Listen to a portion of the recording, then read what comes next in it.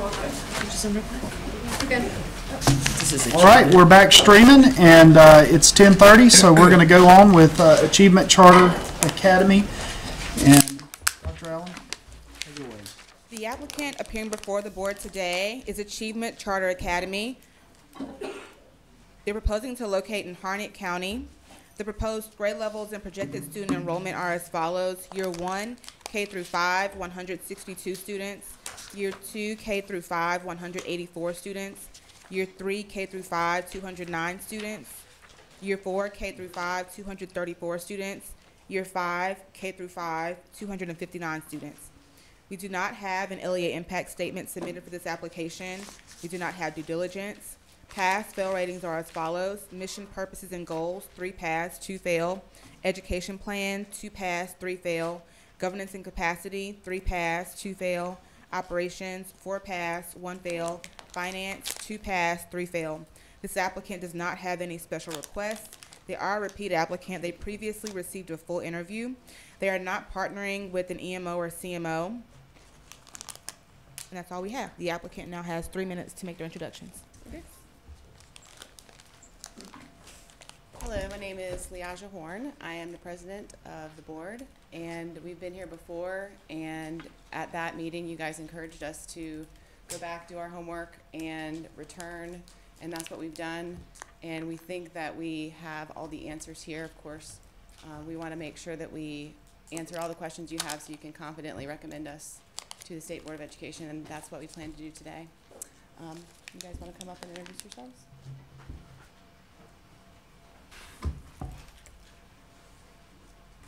Y'all could just go ahead and line up behind her if you want to. It'll make it a lot quicker. Hi, I'm Nancy Herrick. I'm from Winston-Salem. I'm the vice president on the board. I've been teaching in the Glasser Quality School movement for about 20-some years. I'm going to have some questions for you. Hello, my name is Gina Newell. I have a master's degree in education, and this is my 13th year in the classroom. Hello, I'm Bobby Taylor. I am a certified teacher in North Carolina. I have a master's degree in education, and I currently volunteer as the secretary for the North Carolina Commission for Social Studies. My name is Ray Strain. I currently work for QVS Software as a system analyst. Morning. My name is Cindy Pierce. I'm a registered environmental health specialist with Harnett County, and I'm the secretary of the board. Barbara Marchioni, I'm a real estate broker, and I am treasurer of the board. Director. Morning, Jason Smith. I work for First Bank and vice president there. It's very nice to meet you all. Thank you. Okay, well, we're going to talk about the application for a few minutes, and then we'll have some questions for you. I think we'll start off with mission, purposes, and goals. I'd would like to hear them discuss their goals a little bit. Trying for 75% proficiency in year 1, which is a pretty, we have a lot of schools come up and they say we want to be at 75% by year 5.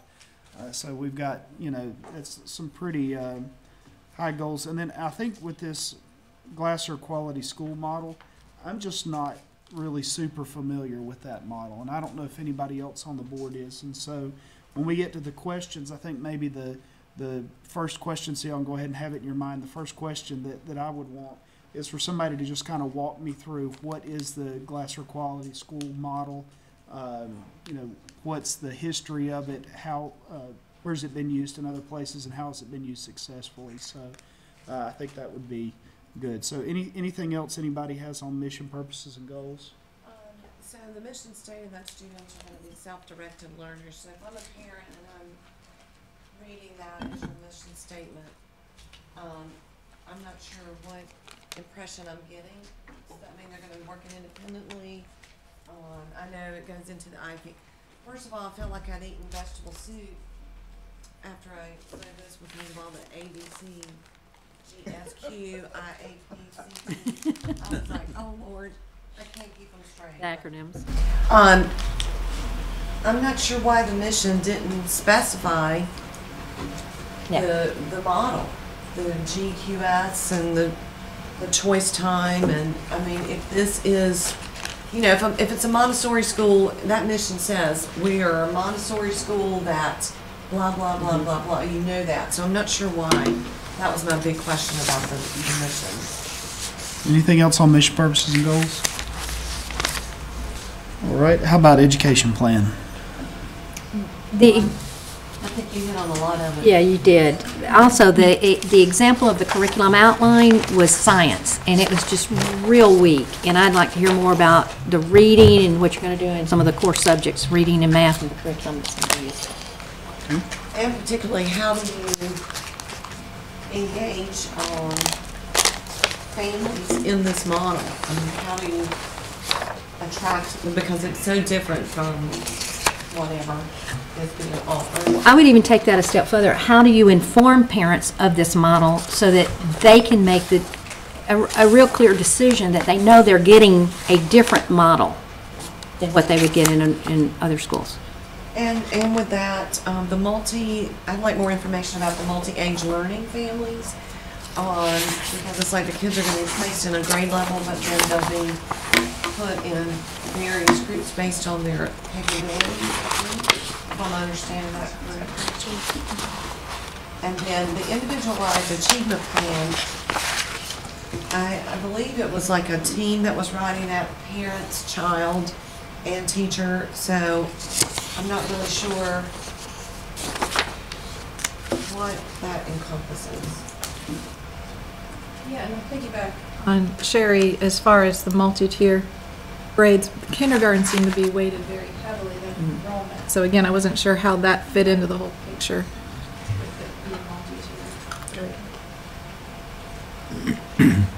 Anything else on education?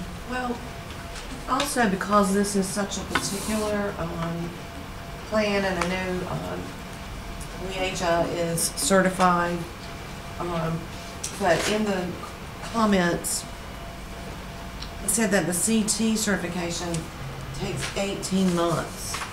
And it looks like the teachers are only going to receive 3 days of training before school starts. So if this is something that is so particular and requires such lengthy certification, how are you going to get enough staff to be able to do this appropriately? And the CT was the choice time? Choice theory. So there's choice theory and then there's choice time. Choice time were the electives, but the choice theory is, you know, the premise on how they learn. With the classroom.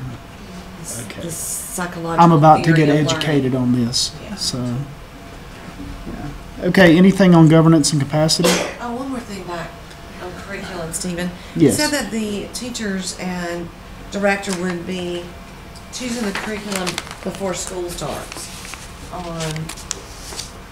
Right. That's a little, you know, like how much before school starts? If you're hiring teachers, and how are they going to be able to train and be ready to implement? That follows up what I was saying, because the science outline was just subjects. There was nothing. There was nothing.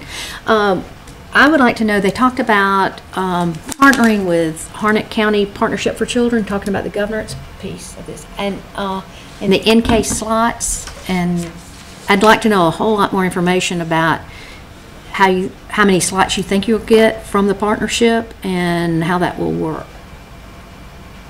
Or pre-K. Yeah. Are we allowed to do pre-K and charters now?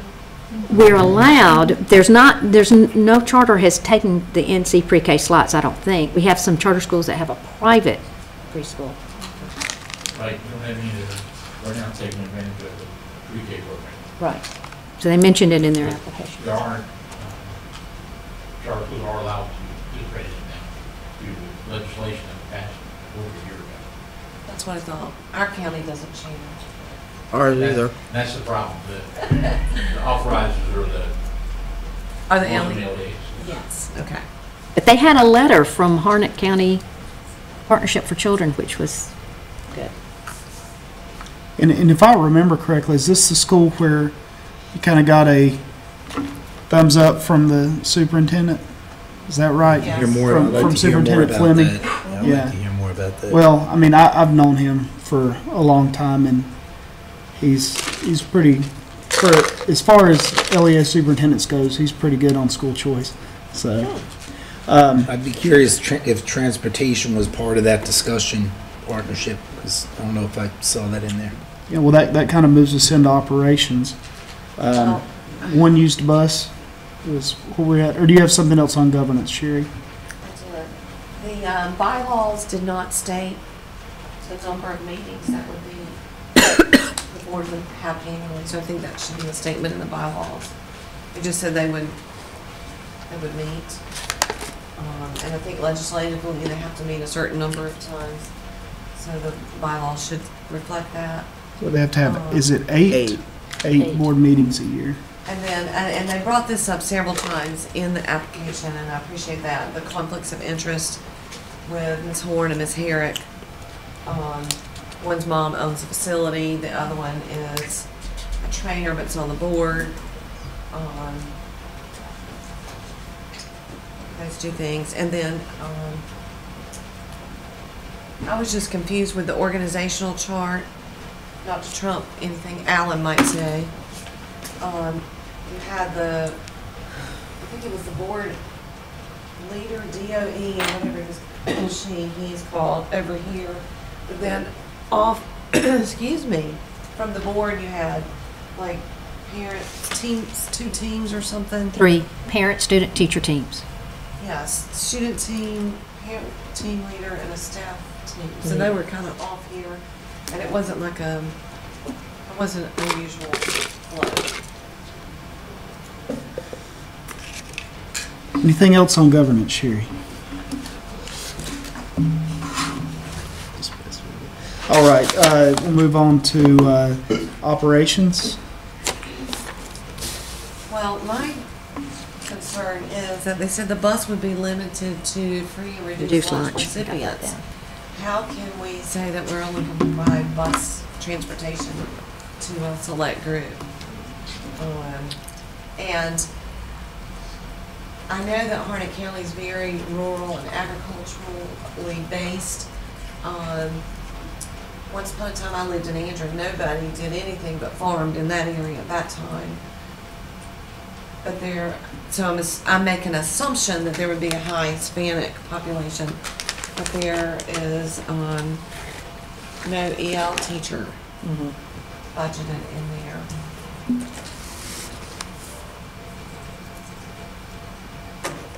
And the 2 properties are not on the same, we're talking about years, so and so have one property and then maybe add an additional property. But if you're doing the multi-age classrooms, how are you getting students from both facilities? And what's the distance between those 2? Okay.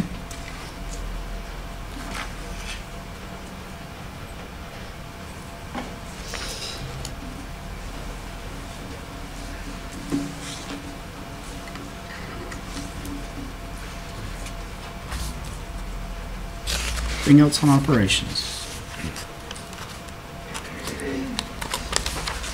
All right, how about budget?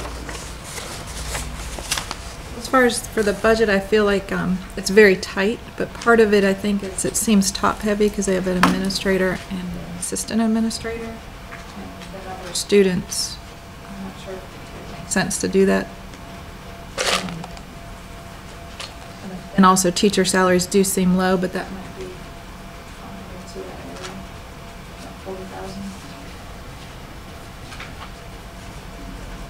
And then I'm not sure how much PD would cost for this Glasser Institute. There's enough money budgeted for professional development for teachers for that.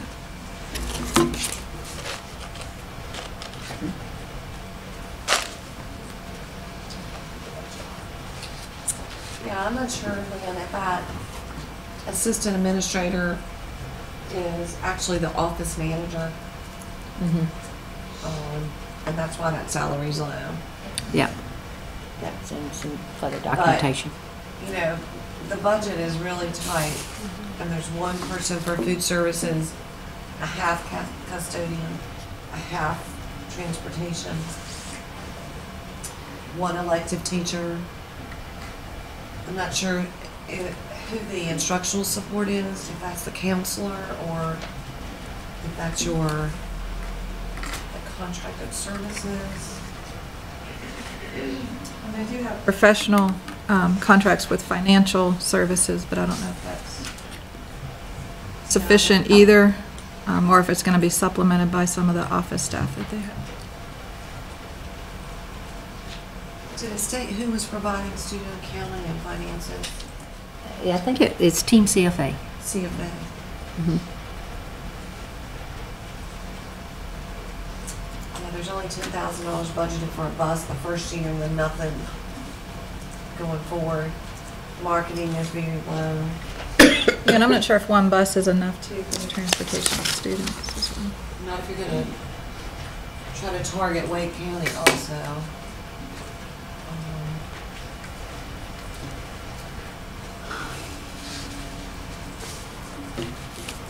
Anything else?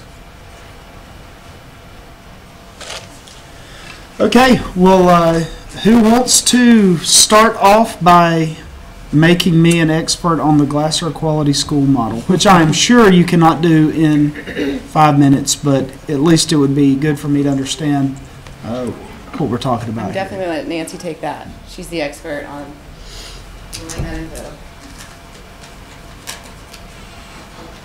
So good morning, and thank you for having us. I'm excited about having a school in North Carolina become a Glasser Quality School. I'm sorry, can you speak up just a little bit, maybe move that microphone down a little bit? I'm excited about having a school in North Carolina becoming a Glasser Quality School. We have, the Glasser Quality School is a model that was developed back in 1985 by Dr. William Glasser and the people who worked with him in the institute, the William Glasser Institute. And at that time, we wanted to bring the ideas that we were teaching as the institute, which was basically psychology, basically a positive psychology. Glasser's concept was, his model was called reality therapy. And we were teaching this to many, many counselors, teachers, business leaders, and so forth. And we felt like if we could begin teaching this in the schools, we would reach many more people than we were able to teach just one-on-one. So the Glasser Quality School was set up with the concept that, and Dr. Glasser wrote several books. I think there's 5 books out on the Glasser Quality School by him, and then of course there's a multitude of books that have been written since on the Glasser Quality School and how certain schools have actually put this process into play. It's a process where, and it takes some time. It doesn't happen the first day you walk into the building. But what you're going to do is based on relationships, mainly on relationships, and understanding that the only person that we can control is ourselves. Many of us try to control other people, and we give people directions, and we give them ultimatums and so forth. But in essence, the only person who can choose to do that is the person who you're asking them to do. So in Glasser Quality School, it's very inclusive, it's very flexible, because what we're doing is we're inviting people to see it our way, to do things the way we think might be best. But we're also inviting their suggestions and their ideas also. It's based on a premise called lead management, which came from, originally from William Edwards Deming, but then like Stephen Covey, if you're familiar with Stephen Covey's work, this is management through leadership. And so the school is actually based on this leadership management type of process where we learn and find out about the relationships, how to build the relationships within the school, within the classroom, between the parents and the teachers, between the parents and their children. How do we build better relationships so that we can get along well together and we can use and think through things that other people are asking us or inviting us to do. So it's very much based on not teaching the children what to think, but how to think for themselves, how to stand on their own 2 feet, how to be self-motivated, self-disciplined, self-encouraged. And it's not that the teachers don't, provide some of this, but It's based on helping the children understand themselves and how they want to live their lives, with the direction and the assistance of the people who have already been there and done that. So this is where the teachers come in and the parents come in. They've experienced life. The children have not to this point. And so it doesn't really matter whether you start a Glasser Quality School at elementary level or whether you start a Glasser Quality School at the high school level. We have had several schools. There's a school system in the Charlotte area in Concord that is using this philosophy. There's a school system that started in the early college high school. I think it may have been 10 years ago, when early college high schools came into effect in North Carolina. And we had a school in Rutherford County that was very strong in the Glasser model. But we don't have a lot of schools that are using the Glasser model. And one of the reasons is it's not that easy to move into this Glasser model and really become a Glasser quality school. We have many different levels of integration. So you'll start with the same premises that you're going to, use and end up with at the end. But how you get there is going to be very much flexible to the group of people who are doing it, the area that they live in, their environment, their economy, and so forth. I've worked in Glasser quality schools all over the United States probably in about, good say 5-6 states. I've helped several Glasser quality schools get moving and get on board, like the one in Rutherford, and the one also in Concord. I've also worked with the schools in Virginia, in Florida, in Michigan, in Minnesota, New York. Right now I'm working with a school in Connecticut. I've also visited many Glasser quality schools around the world. I just came home yesterday from South Africa, where I spoke with 500 high school students in this one school in the middle of Cape Town, South Africa, because they were wanting to become a Glasser quality school. And so I had 40 minutes on the stage with 500 students and 50 faculty, and I tried to, kind of help them to connect with why do they want to be a Glasser quality school? What would it mean to them to be a Glasser quality school? And I'm told that since I came home, this was last Wednesday, I came home yesterday, the teachers are saying, okay, now we're on board. Now we like this. So it's getting a very good, lots and lots of information to begin with for the staff to really decide whether they want to move in that direction, and then lots of, and we say training, but it's mostly communication. I don't teach them what to do. I just teach them how to think about what they're doing, to self-evaluate. Is what I'm doing helping my students move forward? Is what I'm doing connecting with students, or is it disconnecting me from students? Am I getting connected with the parents? Do I know what the parents want? Do I know what the students want? And if not, then there's better ways to go about it. I was trained as a teacher to begin with. I taught in Florida, Georgia, Maryland, and North Carolina. And then I became a counselor when I learned about Glasser's Quality School.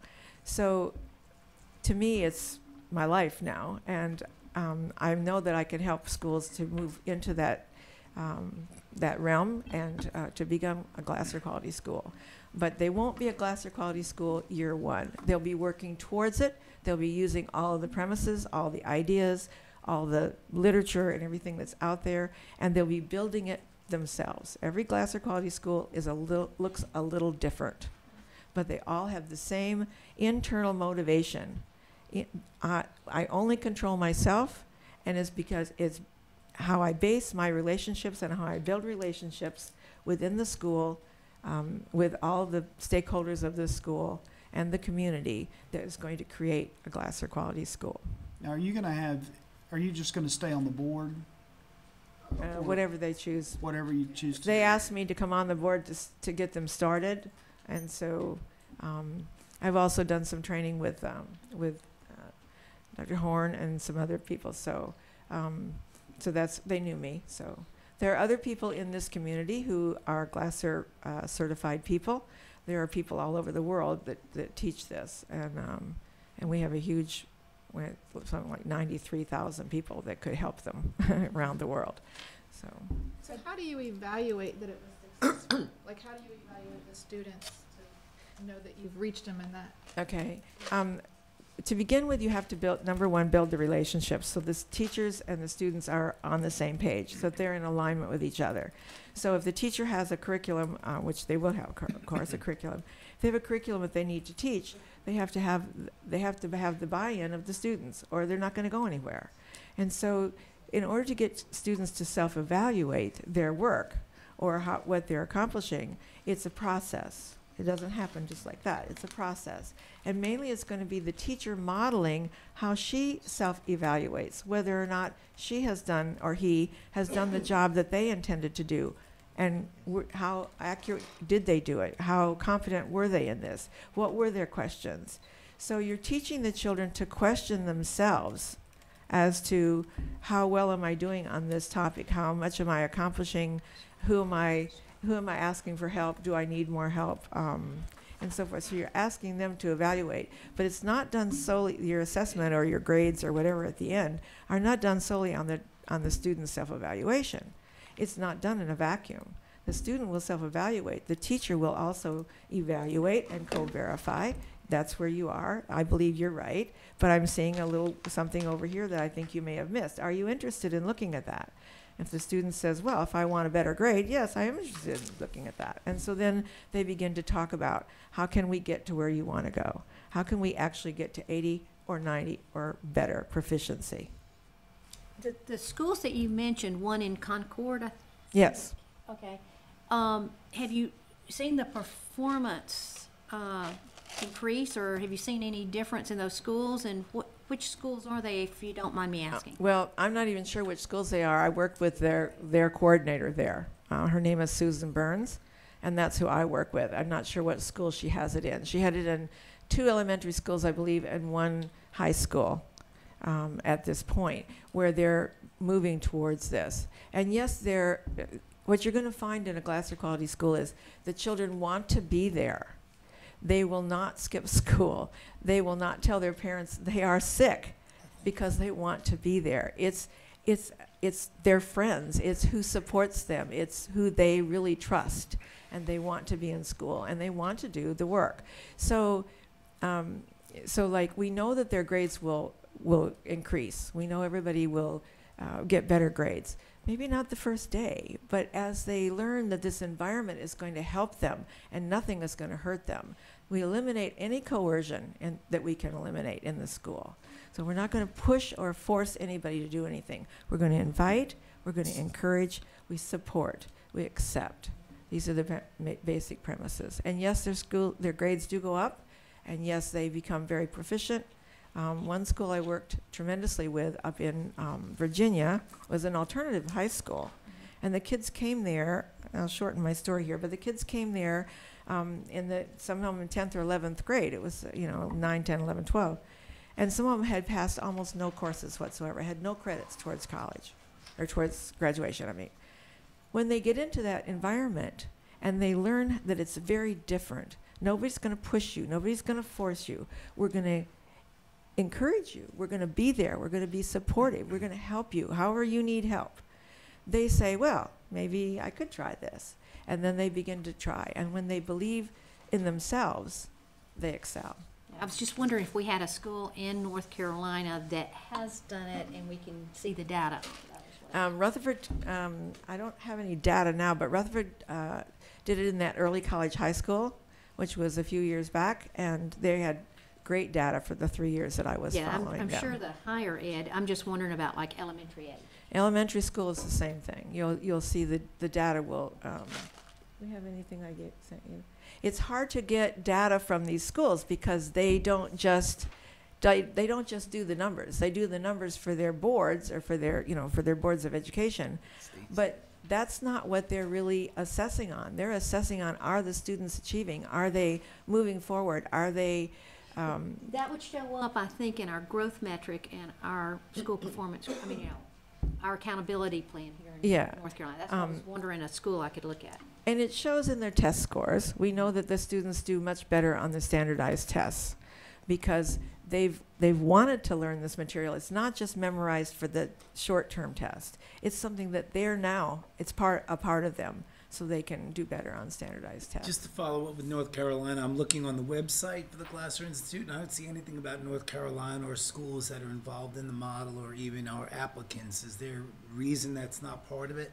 Because many schools do not declare themselves a Glasser Quality School until they've already accomplished all of the basic premises. But you have a link for aspiring schools. They're not on that link either. I'm sorry, I missed that. There's a link for aspiring schools wanting to become Glasser, Yes. but they're not listed there either. There It's aren't just any not- listed right now. That's Okay. true. We still have 7 schools in Florida in the Brevard County area, if you want to look at what they're doing. We have 2 schools in Virginia. They're the closest to North Carolina at this time. Another thing is, and I hate to say this, but it's hard to become a Glasser Quality School because you know you're going to have administrations are going to change. We know teachers are going to change. What we do know is once you get into the school and it's really well on its way, nobody wants to leave, but that doesn't mean that a school board might not take a principal out and put someone else in. Sometimes that happens. So if the leaders in the school, the teachers or the lead teachers or the principal or the superintendent decides they don't want to do this anymore, then it hangs on for a little while, but it eventually kind of moves away. Do you have any models of charter schools around the country? Is this a trend? I think there's a charter school I'm not going to say for sure. I think there's one in Alabama, but I'm not positive. Okay. I have not worked there. I don't know.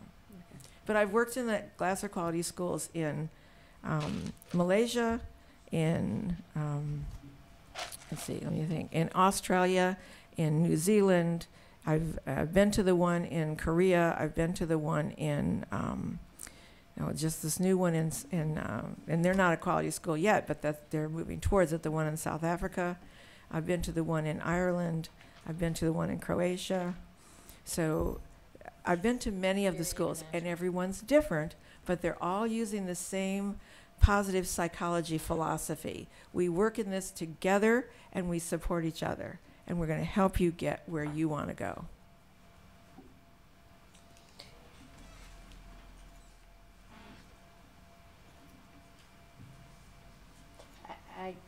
How will you deal with a child? Let's get very specific, okay? Okay. Because I know you've got the happy curriculum. The happy curriculum, happier school curriculum. The new Get Happier curriculum is a new curriculum that's been written by a man in Australia, and it's being used over there. I'm taking it on, and I've been working on it for the last year to present it in the United States. The Get Happier curriculum is it's a social, emotional, literacy, mindfulness component that fits into whatever curriculum you're teaching. And it helps to bring all of those other components of helping students know who they are and feel good about themselves. So it brings its character education, all those things, through a literature component. What would you do with a child, though, that does not want to write a complete sentence, does not want to use grammar, and is very happy not doing that? Okay. How do you discipline, and say, no, you need to do that? Okay, so when they continue to say, no, I don't want to do it. Excuse me. It's a discussion between the teacher and the child, and maybe even the teacher and the parent and the child. Or maybe the child and 2 or 3 other children with the teacher. Why, 3 children are writing their sentences. I'm the child, I don't want to, okay? So there must be something, there's a reason, there's a purpose for you not wanting to write them. Are you afraid that you can't, or you don't know how, or do you need more help? Is it you just don't want to take the time?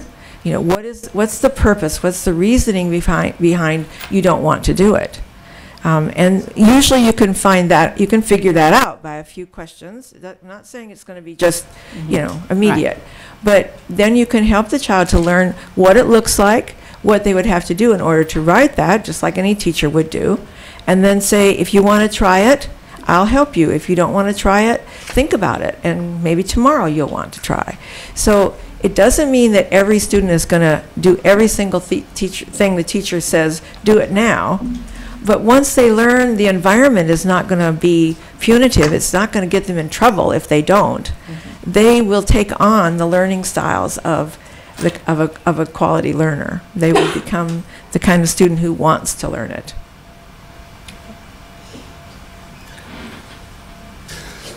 Question, I think thank you for all this information, lots of notes. I think you're probably spot on in your experiences that to strive to becoming a Glasser quality school takes the commitment of the board, obviously, as well as whoever the board hires as that principal, head of school. Because as you adequately mentioned, I mean, a change in either one of those can move people out, can derail you slightly. Is there someone on the board who's planning to be the principal of the school? I don't know. Already very well versed in the she's Glasser certified model. in the Glasser concepts. Yeah. Was looking, trying to see, some other charter schools. It appears Horizons K-8 school in Colorado is a charter school that is a Glasser quality school, and they're outperforming the state in English, math, and science by a pretty substantial margin. On English by about 25%, math by about 23%. Probably Colorado people. Where's that? I don't know. I mean, I don't know. It's we have a lot better data than a lot of other states put out the way that we do our academic report cards. So it's hard to get all that from other states. So I'm just saying it's hard to make a correlation if you don't know all the facts. Oh, it is, but I mean, I think it does at least go to a point that there is a group there's an example where there are. I mean, even with demographics taken into account, you're still talking about 25% on English and reading. I mean, Well, that's after listening to your explanation,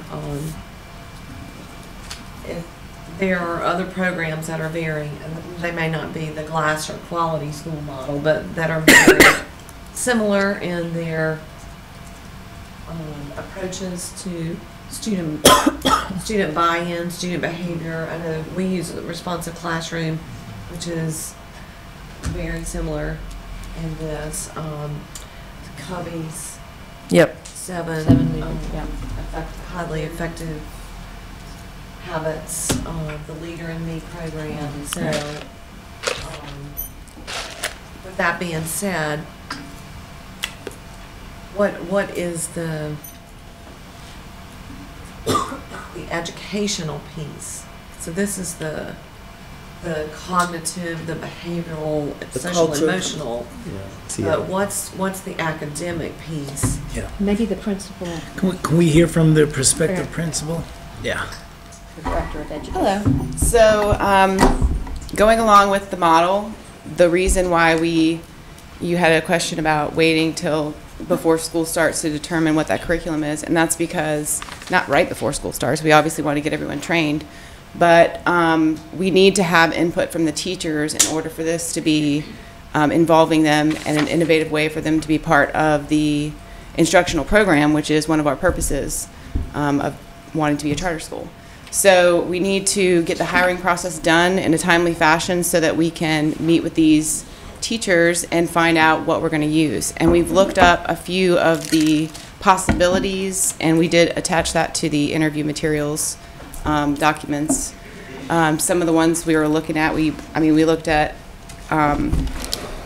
Journey for Reading, I think is what you. let me find it. Curriculum. So is that the one that's called curriculum options? Yes. It's in the system. Yeah. So yes, we looked at just things that are very rigorous, that are recommended by ED reports. We looked at the charter schools close by. We did look at core knowledge as a possibility. We have a good relationship with Greg Senders, who has two CFA schools very close to where we are located. And he has offered a lot of resources, and we would be utilizing him to help us with some things if we needed to reach out and get training if we chose core knowledge. I'm not saying we're going to choose that, but this is one of the things I was looking at. And there's different options. They all would be rigorous curriculums. You can use any curriculum and still use this model. So it's not that that's not important. It is important, but we're going to be choosing one that is, you know, research-based, you know, is top of the line. So, and once we decide that and the teachers have their input, then we'll start the training process. And we'll be using the resources that, if, for example, if we chose the core knowledge that we already have. We also looked at Peak Charter, and Barbara is on the board at that school, and that school was named #1 in Wake County. And they use Reading Street and Math Expressions, so we also looked into that. I know my teachers have input on, you know, what things are easy to use, good to use. So we want to make sure we have the input from the staff before we make those final decisions. How does all this relate to this choice theory? How does it relate? The actual choice of the curriculum? What's choice theory relative to Glasser, relative to it doesn't matter which curriculum we choose? Not that it doesn't matter which curriculum we choose. It's that we need the teacher input. The teachers need to be a part of that process. They're the ones who are going to be driving the instruction. So the model is inclusive. The model takes the stakeholders and what they want and what they need from this school into account before we make those decisions. So is choice theory the fact that they get to choose? Is that what the choice theory is? The choice theory is that their input is heard and they get to be a part of that process. But who makes the final decision? That would be, I would make the final decision. But I think you could have, if you had a group of people, you would see what most people want to do. I mean, every single person might not get their #1 choice, but we would sit down, we would look at all the options, we would discuss the options. If it's something that's not on this list, we would research those and just make a decision that way. I don't think it would be, you know, I don't think it would be that difficult to come to some sort of consensus, but if it were, then that would ultimately fall on my shoulders. So what's your background philosophy, particularly in K-3 literacy education, where, you know, North Carolina is not where it needs to be in third grade read to achieve scores? What works from your background and experience in K-3 literacy? Go through maybe grade by grade, K1, 2, 3, what you see as successful. Unfortunately, that's going to have to be our last question. So. Okay, well, I'm probably going to get Gina up here for some of that. Okay, sure. But I think that this model, and based on all of the information, like on the MTSS model, RTI models, all the recommendations that are in those, like this conference that was last year in North Carolina, if you go to their website and you look at all these recommendations for each subject, this model provides that framework. So, for example, in the writing piece, let me see, I did attach this as well. In the writing piece, it's talking about, not find this writing piece. TI.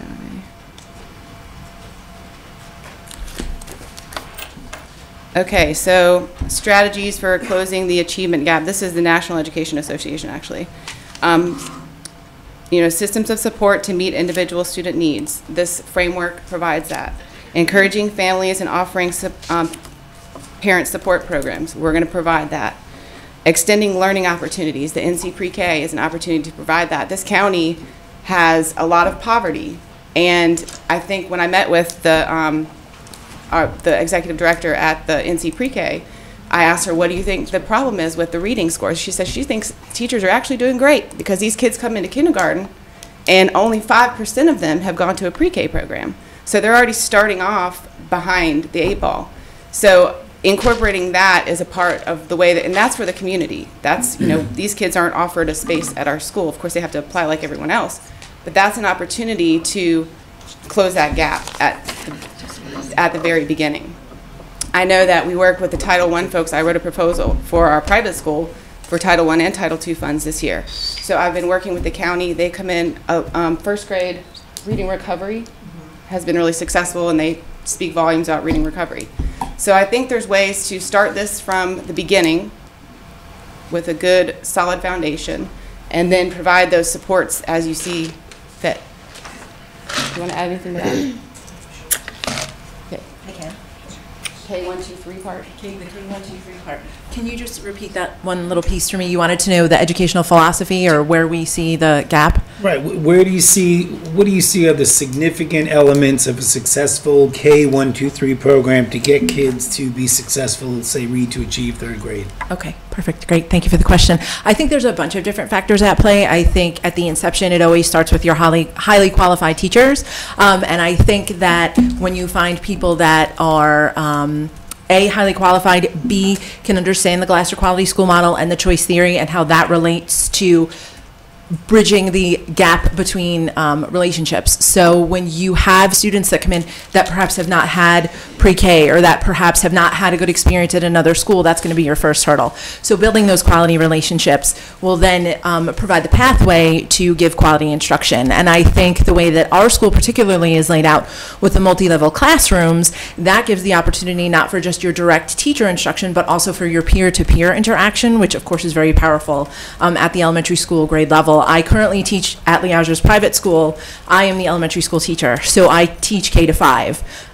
All day, every day, we're together. And I have seen really great successes in the pairing of the older students with the younger students, in terms even of just reading buddies. So when you have the opportunity to have the older students model those really great behaviors that they've learned for the younger ones, that's just a natural pathway to some great literacy instruction, in addition to your highly qualified teachers. But I would say, additionally, I think that one of the best things that you could do, that I do in my classroom, I'm just going to give you a very specific example. So let's say that we're doing a lesson on a particular book. So we do a whole group reading of the book, and then we may part ways. So K1 would come and sit with me, and we would go over maybe story elements or character development, things like that. The older ones could maybe go do some research on the author or a particular character in the book, or maybe create a friend for that character. Then we can all meet back together, and what we've learned separately bring back to create just a really powerful lesson all together and see what we all bring to the table and can offer each other in that particular space. Against my better judgment, Phyllis, I'm going to give you the last question. Okay, I have a question. I understand that the type of program that you want to have, and I see that you had a survey of the parents there that 82% want some other choice, but I don't see this choice in there. Were they advised of what kind of plan you were going to put into the school, or are they just interested in a charter school? For that, I would say they're interested in a charter school. Now, one of the reasons, this goes back to one of your questions, Sherry, about why does it not say Glasser Quality School in the mission statement? And there's a reason for that. And just like you stated, the GQS and the CET, and then nobody knows what it is. So you want to speak to what you're saying we're going to do, and that is exactly what the mission statement says. Individual achievement. This is what parents want. They want a personalized education. It's not one size fits all. This is what they want. I think that's a powerful mission statement. If you take all the criteria of a Glasser Quality School, it's all in there. It's just not saying that in those terms because people don't know what that is. So but to that point, and Phyllis's point, they should know. Well, it's in the next section, and when you describe the mission, it's there. Yes, but a parent's not going to read this application. No, but I can give them an explanation of what else we do. That's all after you get the school going. No, you do it before. You have community meetings, and you put that out there between now and then. We're not, we have the ready to open year to do the marketing and to go into the community. We have a list of 258 churches for 120,000 people. We go into the community and we get that information to them. And, it's not going to be for everybody.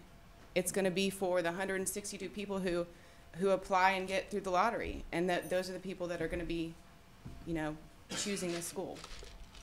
All right. Thank you very much. Thank you. That'll be it for questions. So we'll talk about the application, and the floor is open for any discussion or motions.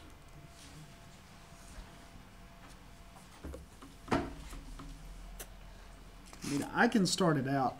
Go ahead. I like the application. I like the ideas behind it. I think it could be implemented. I think it's different, and I think that's where a lot of times we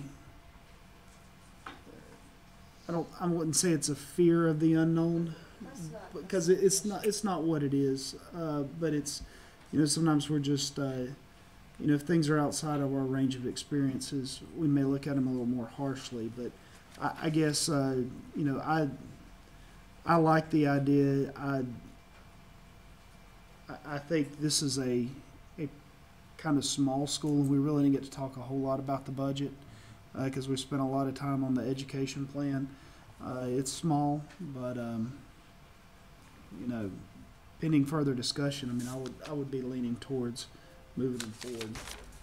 That's me. My perception is charter schools are created to be innovative, and this is an innovative school that hasn't been done before with charters. You definitely have a strong board, I feel like, and there's only 2 there. You're going to be pulling from Wake County, but just 2 in Harnett County.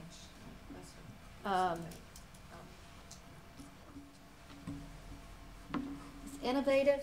It's different, and the one in Colorado does have good performance data. So I would support it. You're not coming in asking for 5 applications. That's a good thing. Well, and I like too how they're a part of the community that they're in, and they're already active in that community, and I think that'll go a long ways towards being able to do it. And I like how they're trying to integrate the pre-K into it, and they see the importance of that. That'll be interesting if I could. Yeah, that'd be very interesting if you get any NC pre-K slots, because that has not been done. Well, I can say that, it's nothing could harm students that I see. They'll be shocked when they get there and find out this is what is being taught. But if it will help them, that's what, like you said, we're in for innovation. So I make a motion that we move the school board to ready to open status. We've got a motion to recommend to the state board that the school be moved to ready to open status. Is there a second? I second that. All right, we have 2 seconds. Mr. Chair, in a way, this has some of the tenets that every public charter school should aspire towards, teaching children that they can only be responsible for their own behavior and establishing a culture. But in some ways, it's very, very Pollyanna. It assumes a degree of rationality and among children. And I am a little concerned about what you do when you get to the point where you have an open spot and you got to take children that are not acclimated to this model from the very beginning. You could end up with some real problems in 4th or 5th grade with people that don't buy the program, or with children that just aren't that rational or that kumbaya or whatever's going on there. On the other hand, I do want to support it. I think it's a really novel idea. I do have my reservations about this idea in rural Harnett County, but I'll be supporting it. I think that goes back to the challenge that the board's going to have to educate the community that they're going to serve of how this is different than a traditional learning experience that they're going to get at their whatever school they're currently going to or would go to. And I would just challenge the board too to make sure that that they're able to connect with all the groups and families. And not wait for them to start day 1 of school and say, this is what it's going to be a diverse student population, both racially and socioeconomically. Important for the board to be able to and I think that's share part of that story. I think that's part of the strength of them starting smaller. 162, if they came in and said we were going to have 375 students in year 1, I'd have been like, y'all didn't know what you're talking about. But because I think you've got to convince K through 5 at 250 kids, is that right? Yeah. It's small. So it's small school. And they've said that it's a process, that you don't get here day 1. So I think they're starting with a really manageable number and working their way through it. Okay, so we have a motion and a second. Any other discussion or debate? All right, well, the motion was to recommend Achievement Charter Academy to move forward to the State Board of Ready to open process. No further discussion or debate. All in favor, raise their hand or say aye. Any opposed? All right, the ayes have it unanimously. Congratulations, and hopefully the State Board agrees with us and y'all can get started. Oh, my goodness. All right, if there's not any objection, we can move on forward to Doral Academy. And then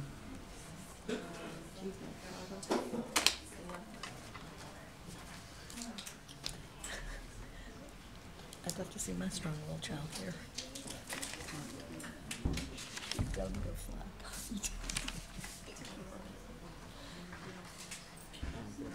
Okay.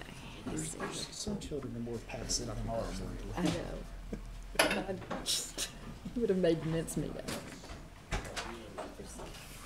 He came home and told me he wanted plutonium for his science experiment. That's what I told him. Too. It's innovative. I said, honey, Mama can't get them. Why? For a lot of people. All right, Dr. Allen, take it away. Yes. The applicant appearing before the board today is Doral Academy of North Carolina. This full interview will be led by committee co-chair Lindley Kakadelis. The proposed county is Wake County Public Schools. The projected student enrollment and proposed grade levels are as follows. Year 1, K through 2, 375 students. Year 2, K through 3, 500 students. Year 3, K through 4, 625 students. Year 4, K through 5, 750 students. And Year 5, K through 6, 875 students. We did not have an LEA impact statement submitted for this application. We did complete due diligence for the previous application submitted by this applicant. Pass-fail ratings are as follows. Mission, purposes, and goals, 2 pass, 3 fail. Education plan, 4 pass, 1 fail. Governance and capacity, all pass. Operations, 3 pass, 2 fail. Finance, 4 pass, 1 fail. This applicant is requesting a replication. They are a repeat applicant. They previously applied for Doral Academy Wake in 2016. They did receive assistance from Academica, and they are partnering with Doral Academy, Inc. This application is deemed complete. You all have 3 minutes to introduce yourselves, members of your board, and your role. If you want to go ahead and have everyone line up behind you, and you can go faster. I can introduce themselves. Good morning. On behalf of the board for Doral Academy of North Carolina and our team members, I'd like to thank you for your time and consideration. We look forward to having a fruitful discussion to finalize any remaining questions you might have on the application. Really, we came together as a board to look to fill a need in this community in which the majority of us call home. We saw the opportunity to provide access to the students in our community to a quality education that would challenge them and look to maximize every student's potential. After consideration, the board determined that the partnership with Doral Academy would be the best way to achieve these goals. Doral has a proven track record in providing high-quality education to all of its students and creating lifelong learners while providing the students the skills needed to succeed in today's modern world. Doral has also shown success in reaching a minority student population in the areas in which its schools are located. In addition, it has expertise and experience with a population of students requiring free and reduced lunch at a rate of about 50% on average for their schools.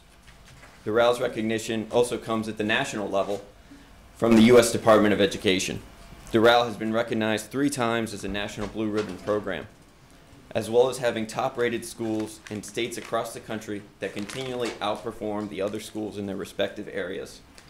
As we sought out a partner, we searched for a track record of success, and Doral was the clear candidate to provide the best path to success for the school, our students, and as well as their families. The blueprint created by Doral is one that is successful with a proven track record and one that we believe should be replicated here in North Carolina, specifically in Wake County. It is to the benefit of our students and our community as we look to the future to provide our next generation with the skills and tools to succeed. And now I would like to take some time to ask the board and team members here with us today to introduce themselves and give you some brief color on their background and skill set. My name is David Correa. For the better part of 8.5, 9 years, I've been working with Fifth Third Bank doing commercial corporate banking. I live here in Raleigh with my wife and 11-month-old son. and look forward to living here for a long time and help do my part to help the community grow and provide a better education for our students. Thank you. Thank you. Calvin Stevens, Director of Business Development, Director of Diversity for Balfour Beatty Construction for over 17 years. I'm a North Carolina native. I live in Wake County. My brother lives in Garner. I sit on numerous boards, NC State for education, North Carolina A&T, Bennett College, Morgan State, and have worked with the diversity boards throughout the state in different higher ed over my 17 to 20 years in construction. So. Thank you and good morning. Douglas Rodriguez, Doral board member here in North Carolina with over 30 years of experience in education, serving as a teacher, assistant principal, and currently the president of Doral College. Thank you and good morning. My name is Josh Morales. I'm an attorney with Parker Poe here in Raleigh, focusing on intellectual property and life sciences transactions. I grew up in Miami, Florida, but I've lived in Wake County now for about 4 years, and I've been a homeowner for nearly all of that time, and I look forward to remaining here, settling here, and starting a family here. And like some of our board members, I have connections to South Florida, and so I'm fairly familiar with the Doral model, and we're excited to speak with you today. Good morning. My name is Carlos Ferrals. I actually lived here in Greenville, North Carolina for early on, and then raised in Miami, Florida. I've been an educator for over 20 years. I started teaching math, became an administrator, assistant principal, and currently a principal. I am the CEO and head of schools of Doral Academy, Inc. My name is Marianela Mesa. I've been with Doral for 13 years. I started off as a teacher, and now I'm an assistant principal. Good morning, everyone. My name is Ryan Corella. I am here as a representative of Academica. We are an organization that provides some services and support to the Doral CMO to aid it in its services to Doral, North Carolina. Okay. This is an exciting application because we don't have a replication of Doral Academy in North Carolina. So I'm looking forward to our discussion today on it.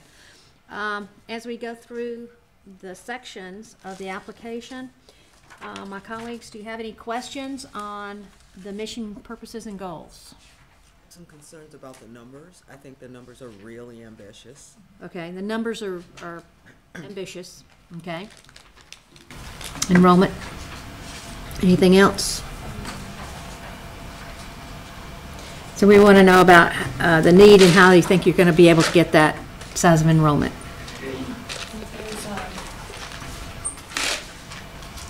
Mr. Rodriguez, the board chair. Yes. And he's out of state. And he resides down Mhm. That was one of the questions.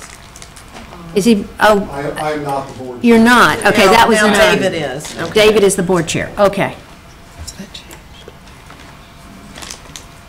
Yeah, my thing with the initial application piece was the survey, only asked one question, and it wasn't specific to this model, this population, targeted population, et cetera. And it just said, would you support a charter school, which, you know, we have a lot of proponents. So I would like to know if there's been any further Survey. data collection Mhm. on interest, especially with those numbers, 375 for Garner and For K2. K2. Mm-hmm. That was my big question, right on. Yeah, we got survey information. Okay, moving on. How about education plan?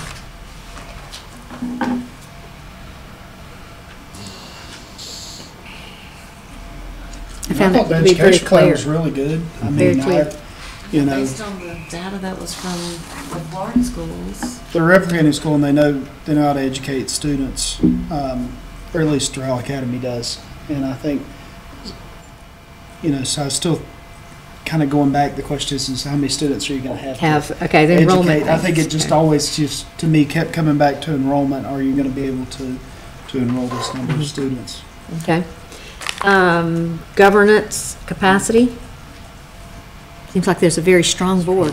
Very strong board. Yeah, my initial concern was the out-of-state that got resolved. Yeah, I didn't have any concerns on that. Operations? I was glad to see that they were focused in on the Garner area. It seems like most of the applications we get for Wake County now are going into going north, and then or they're going over towards the Cary Apex area. And so we had one in Fuquay, and then that we had approved recently, and then you know, but nothing really in Garner. You can see that it's just kind of when you get to this part. There's just nothing right here. A lot there, and we've got a few that have come over here, but nothing really down in that Garner area. And there's a sizable chunk of population there that don't have the school choice options. That I think there's a lot of growth in that area too. It's really starting to pick up. Yeah. Okay, financial plan. I just had more questions around really the facility and how the triple net lease was going to work. I wasn't quite clear on how that worked. Triple net lease, okay. And then as far as marketing, again, being more concentrated, was the budget sufficient to support the marketing that they'll need to attract that many students? Because I think the budget was only about $4,700. Yeah, it was very low. Although the 2 flyers looked great, you did. And I'm interested in how the February, they did a event, I think on the 1st of February. That was, you said you were going to do. Okay. All right. Whoever you would like to come forward to answer some of these questions. In regards to community, as well as our survey, I can answer those. You know, recently we had an event. Again, I'm going to use the terms I know best, with 2 local pastors in the area in Garner. They're located in Garner, and they gave us some great feedback, and that's because of our survey. I knew there would be some challenges in the survey. Quite honestly, due to kind of the market and why I'm part of the group and why I decided to be on the board is to reach out to the diverse community with the charter school, and that's my biggest focus, one of my personal biggest focuses. And what I've seen just in my business, because I handle diversity for Balfour Beatty Construction, a larger contractor, a lot of times electronic surveys don't, quite honestly, reveal the results from some diverse communities, specifically in this area. So as we move forward with our marketing, some of the things we're going to be doing differently, for one, is working with the Mexican consulate who I've met with, and I've worked with him in my day job. We've met with them to talk with them about how to reach out to different communities, and we put the money in there to kind of reach out there. It's a starter point. It's a starter point of how we're going to be doing the outreach. Our numbers being kind of aggressive in that community, I feel are really in line with what we should expect. There hasn't been a school that's targeted this community. And from what I know, from my experience, you typically don't see the return on the front end as what you get on the back end. And I really feel we'll be able to meet those numbers in regards to that. Do you have any other data besides that 1-question survey since the application's gone out to support that? We had the meeting this weekend. We did get some interest, but we don't have any additional data, but from having that one outreach meeting this weekend. Is Doral Academy, I know they're a CMO, but are they still, if you fall short on enrollment, are they going to be able to have the financial backing to be able to make ends meet? I guess that's what I'm getting at, because if I know there's some deep pockets behind it, enrollment's not as much of an issue for me. So, thank you. I appreciate it. One of the reasons we looked at, in particular, at Doral Academy, we submitted financials and the appendices. They have quite a large cash reserve. I believe they're somewhere around almost $40 million at this point. And they have agreed to provide grants to the school should enrollment not reach what we think it will. But so you're aware, yes, they do have the ability to be able to support the school financially as we grow.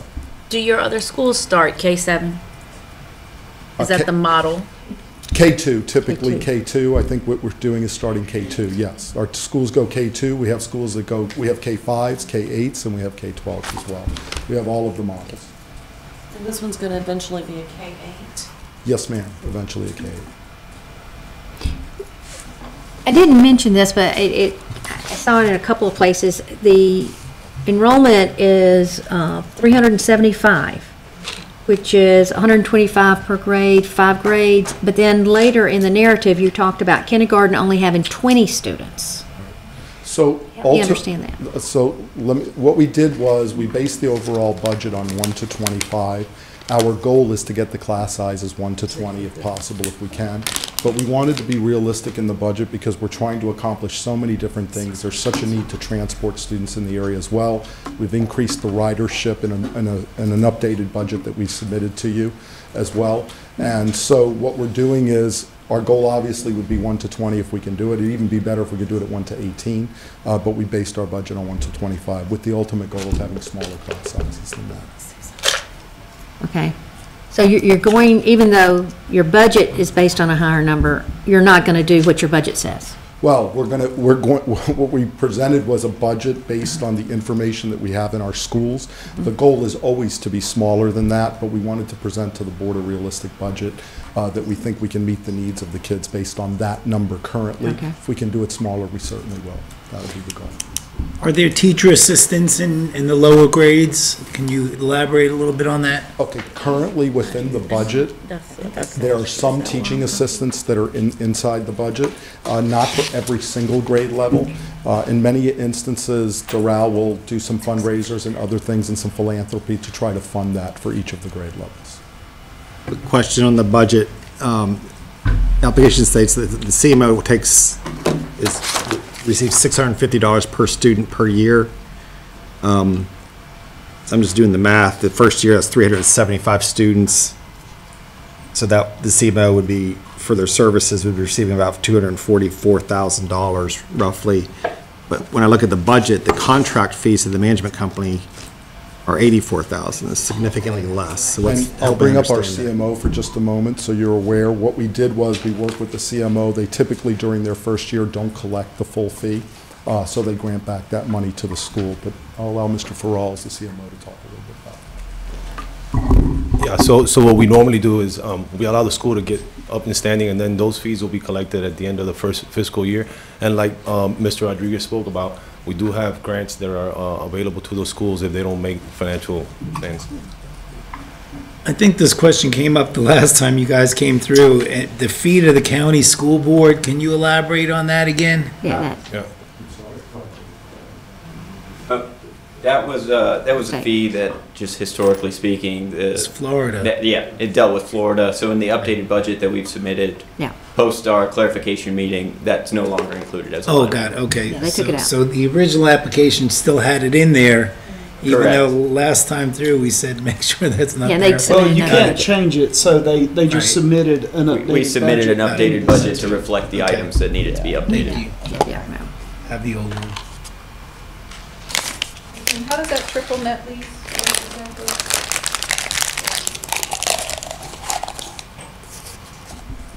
So typically what happens with the triple net lease is we'll have a landlord in this case. The school will be responsible for certain things within there to be fixed. In other words, normal maintenance, wear and tear in the building. The bigger items such as roof, walls, those kinds of things are included where the landlord would do that. So what it does, it just clarifies exactly which items that we would be responsible for if we were renting a building from a particular landlord. Is the building that you'll use or the land that you're going to use going to be large enough 5 years out to have 875 Sure. students? Or would you be looking at somewhere, and I say, you're building to suit the need, but it's going to be in the same location, So correct? we're working with Legacy Funding. If I could bring up Howard very quickly to just kind of talk about the size of the building and the blueprint that we'd be looking at, or Calvin as well. Howard. It's eventually gonna be 1,000 students. Right. Mm-hmm. Howard Sowell, Legacy Funding Services. We work with charter schools around the southeast to provide funding and facilities for schools, predominantly in the startup phase. So we're working with Doral to identify a location that will allow them to grow.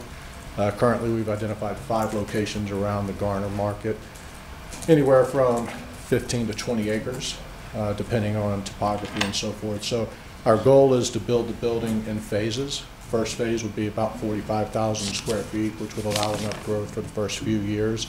We'll do a full site plan and layout to make sure that the maximum enrollment can fit onto the property that we're identifying. So we're working with the school to identify classroom needs and so forth, and make sure that they've got the facility they need as they grow. So who is the landlord? Is that the CMO that's a landlord? Then do all the, like, new roofs and? We're working through that right now. I mean, it'll be probably at some level, a group related to Doral Doral Inc. will ultimately own the building. We're providing development services and upfront capital to get the facility built. So the charter's just gonna pay the lease to Doral? Correct. So it would be a long-term lease on the building. So to the triple net lease, the landlord would ultimately care for major mechanicals, HVAC, roof systems, and so forth. And then the school would be obligated to take care of paint and landscaping and just the day-to-day maintenance of the facilities. Will it be a lease to own eventually?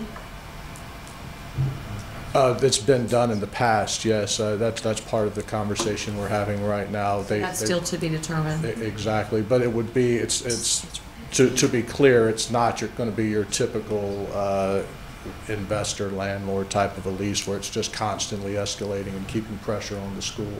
It'll be a structure that'll be able to, as the school grows and they stabilize, their lease payments will ultimately become a little bit less of their annual revenue.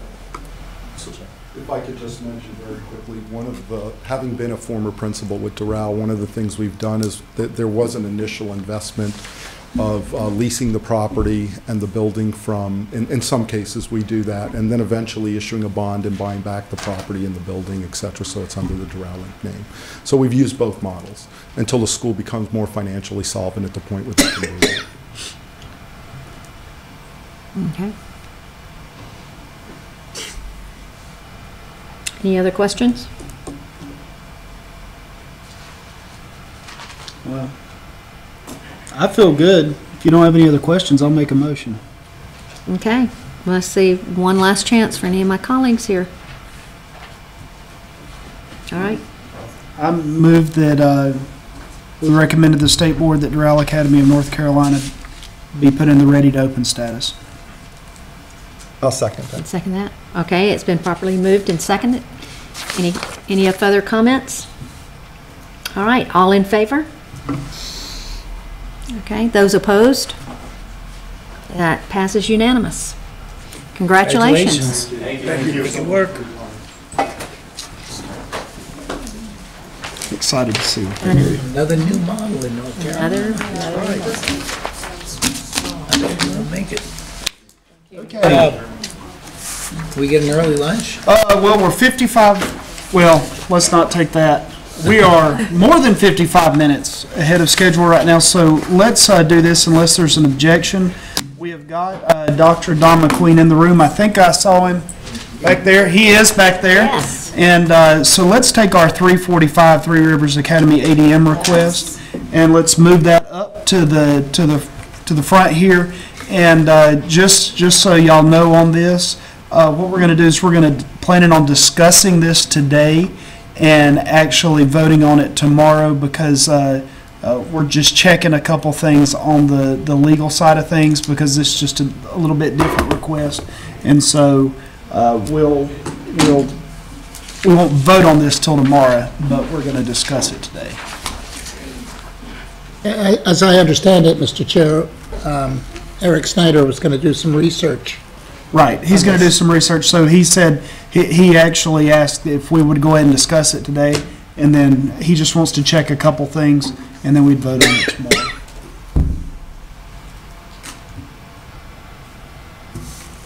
Take it away.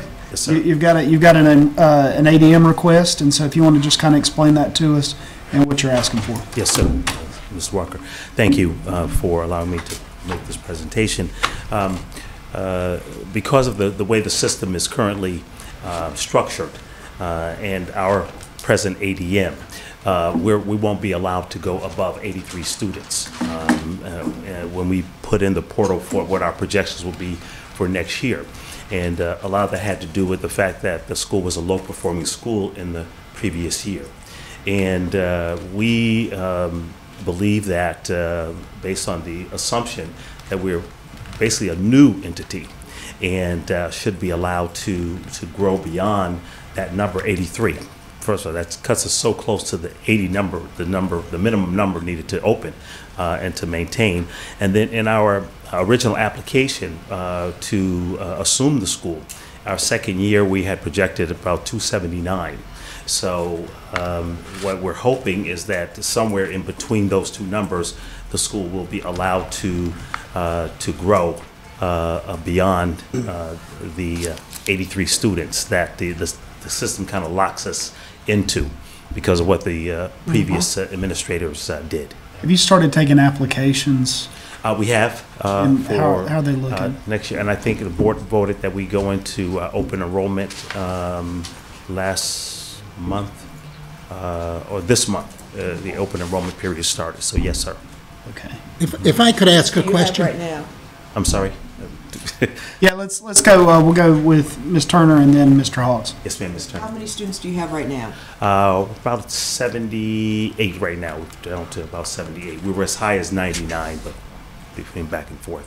Yes, ma'am. On the other hand, you've moved 17 miles away from Windsor towards the corners of 4 different LEAs, is that Yes. right? Yes, sir. So are you going to actively advertise and promote the school in those other 3 LEAs besides Bertie County? Absolutely, sir. We're right now, I think we're receiving students from 3 different counties right now. The majority of them are Are you coming. actually advertising and promoting right now, and are you? Not at the moment. We haven't started that process, but we will. We'll be actively putting out. We have a newspaper article, a newspaper ad that we're developing to publish. Radio. One of our board members has a radio station, a Christian radio station. We'll be on there. We'll be talking about the school coming up. So yes, sir. So is the target no longer Bertie County? I think that's Alan's point. I mean, are you targeting something completely different now because of the location? No, we're targeting Bertie County, but because we are proximate to the others, it's just an overflow. Just getting a response from those counties who are hearing about the school. In fact, if they don't have a charter school in those counties, they're desirous of coming. So right now, we're pulling from Hertford County and Bertie County almost on a 50-50 basis. And then I think there's one other county I'm not familiar with. Are you close to Halifax County? That's a good question, Alan. I'm not sure. I don't think they're close at all to Halifax. Not to Halifax, no. I would need one of those maps right there to help me. Stephen, I have a question. Yes, Little. Yes, ma'am. How many students do you reasonably believe that you'll have next year? Reasonably believe that we could be somewhere around 150. Now we're going to do some absolutely heavy promotion. We're talking about putting on a recruitment team. We noticed that we have hardly any Latino students that are part of our group. We have only about 2 or 3 white students that are part of the organization, student body, and no Native American students. And so we know those populations are heavy in those areas. So we plan to target those groups very directly. So and let me ask this and then let Linda Lynn ask. So your request is to basically be able to have your maximum ADM be what is contained in your assumption application? We think that might be a little ambitious of 279. So as Ms. Turner pointed out, what's realistic, I think somewhere between 150 and 175 students is more realistic. So you really ask for 175, because if you get 175, you want to do it.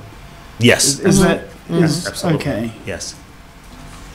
In the facility you're at, how many, what's the capacity?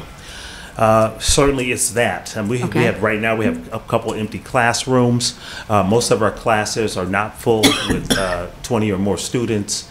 I mean, yeah, we definitely have the capacity to do it without adding any additional cost for renovations or adding other classrooms. Yes, ma'am. How's the facility working out?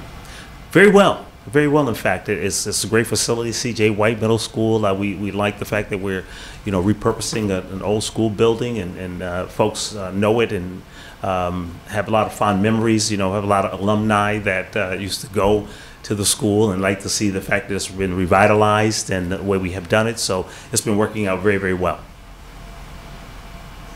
Any other questions? I mean, to me, this seems like a pretty reasonable request, but we'll wait to hear from legal. I mean, I don't think that if you want to talk about what's fair, they assumed a school, they shouldn't be dinged for what was for the school that they assumed. I think it's kind of a clean slate kind of thing as you come in. So, but we'll wait and make sure and have that all clarified, and then we'll take a motion and vote on it tomorrow. So, right. Thank you, ladies and thank you, gentlemen. Dr. McQueen. Thank you. Dr. Mr. Am I Mr. or Doctor? I'm Mr. My wife's doctor, but all right. She lets me use it. That's right. Thank you, Mr. McQueen. Okay. Is lunch here? I don't think so. All right. Well, let's tell you what. Too early. It's tomorrow. Yep, early. We didn't do Can we go ahead and do the proposed 2019 application timeline? I don't have copies to pass out right now, but Can you put it on the screen for everybody to see it? Yeah. CSP grant too. Okay. Figured y'all'd like to take as much as we can off the plate for tomorrow. Yeah.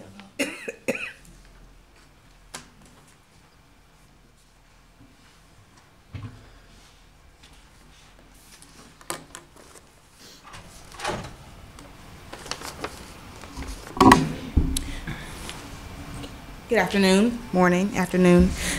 So what we have before you is the proposed application timeline for the upcoming application cycle. We do have a few changes that I would like to discuss with the board.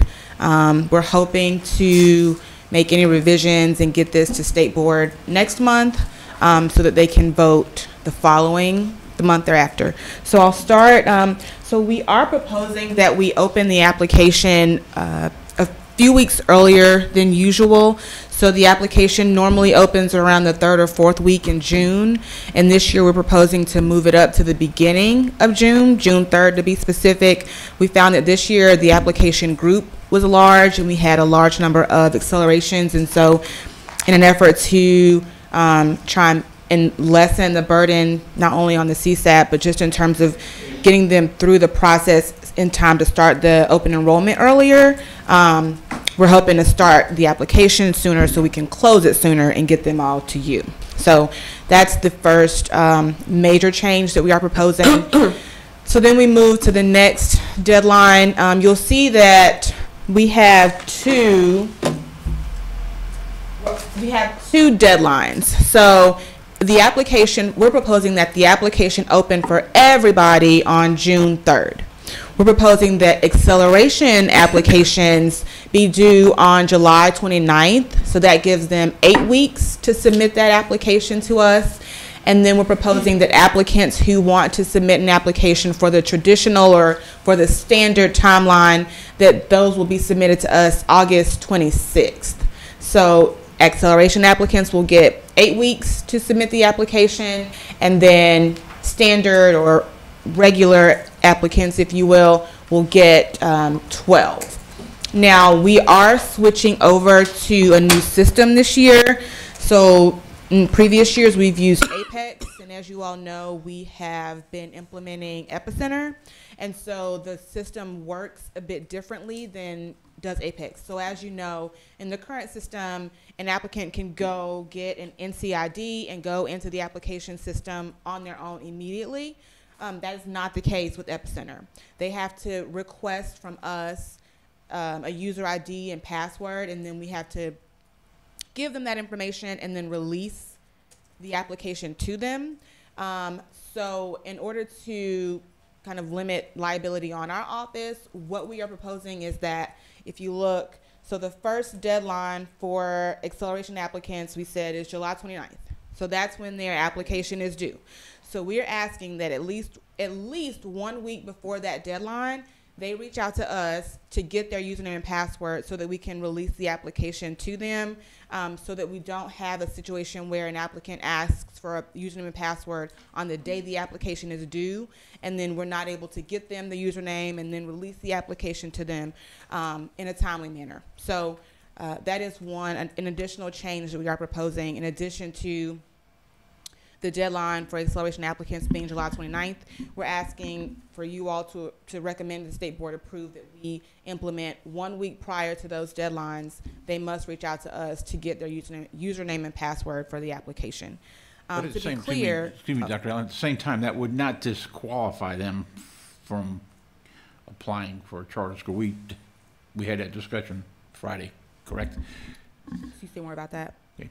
I wouldn't What tell we them wanted to that, make though. sure is we didn't get, we were trying to figure a way, to, like asking for a letter of intent, without asking for a letter of intent, but if they weren't, but at the same time, if they did not ask to get into Epicenter within that week window, they would not be disqualified from, applying to become a charter, because we know that would really cause some problems, So what is the access to Epicenter gonna do for them then, Dave? I'm confused. That's where the That's app how is they gonna submit be. the application. The application's gonna be there. So they have to get in it within that week to do an acceleration, They- correct? well, like Dr. Allen said, and I didn't mean to interrupt you, I'm sorry.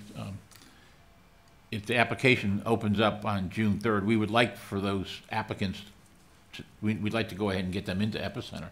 We have to do that by So you're them saying they asking. don't have to wait until then?